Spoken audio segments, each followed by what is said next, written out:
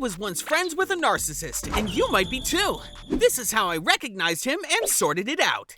Like yellow Haribos. Whenever we talk about narcissism, we have a certain image in our heads, but it's not always so simple. They can appear as both overt and covert. For example, my narcissist was initially a very modest-looking, lovely boy who was like a little brother. Well, more like the Disney version of that with less fighting and snitching. Only much later did he show his true nature. Looking back, that was red flag number 1. Narcissists are often initially charming and charismatic so they can manipulate you better and to hide their lack of empathy. But let's start at the beginning. Early on in our friendship, I noticed that said friend was having problems with his boyfriend with whom he'd moved to Potsdam.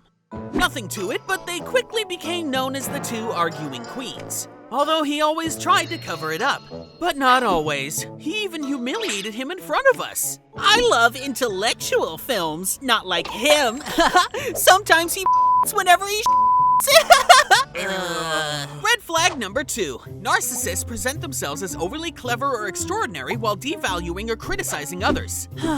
And I still offered him a job. Red flag! Red flag! I know that now, but I figured this would give him something to do other than argue. And then he'll have money so his boyfriend no longer has to pay all the rent alone. And then came red flag number 3. Oh yeah, high fashion lifestyle at Kadui with hairdressing at Udo Walls. Hashtag rich bitch. Nothing ended up in the rent account. Narcissists lie and love to make themselves look better because they expect excessive admiration. Then one day, it began to escalate. Whenever he was at work, he was spreading an aura of unpredictability.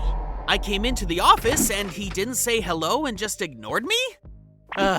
All this, now you ask me and I'll tell you everything you did wrong crap, and I swear nothing happened at all the day before. And so I thought, nope, absolutely not in the mood to deal with your shit today. And I didn't even ask him what was wrong. The thing is, narcissists have an exaggerated sense of their own importance and they just can't stand to be ignored.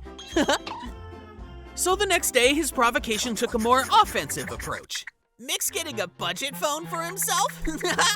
Your point? My condolences for having such cheap shit. I know it breaks your little fancy pants worldview, but price is no measure of quality. Pack your stuff, I don't have anything for you. So while he went home, he recorded fake Insta stories to somehow straighten out his weird world where everything was okay. Oh, I have such positive vibes today. Everything is so beautiful and— I mean, he literally just showed up at the office to be toxic. Positive vibes my ass! In the meantime, I called my mom and she said, kick the toxic people out of your life. And then to my therapist, who I talk to on the phone once a week for mostly panic attacks and depressive episodes, and she said, kick the toxic people out of your life.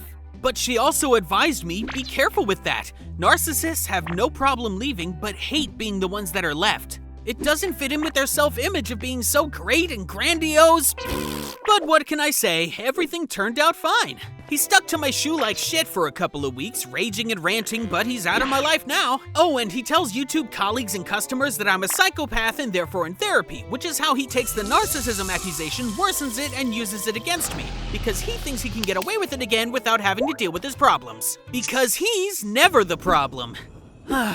And what did I learn from all this? Narcissism has become a part of our society. Everyone is in love with themselves and is craving likes. And then there is also the very toxic and destructive narcissistic personality disorder. These narcissists manipulate you, devalue you, envy and destroy you when you question their made-up worldview with themselves as the sun in the center. Very few of them allow themselves to go to therapy because the acceptance of such a disorder would be a massive crack in their self-imposed immaculate superiority. So where would I put my former friend on the scale between insta-narcissist and actual personality disorder? I don't know. I'm not a therapist and it's not my responsibility. But it's important to keep that kind of poison out of my life.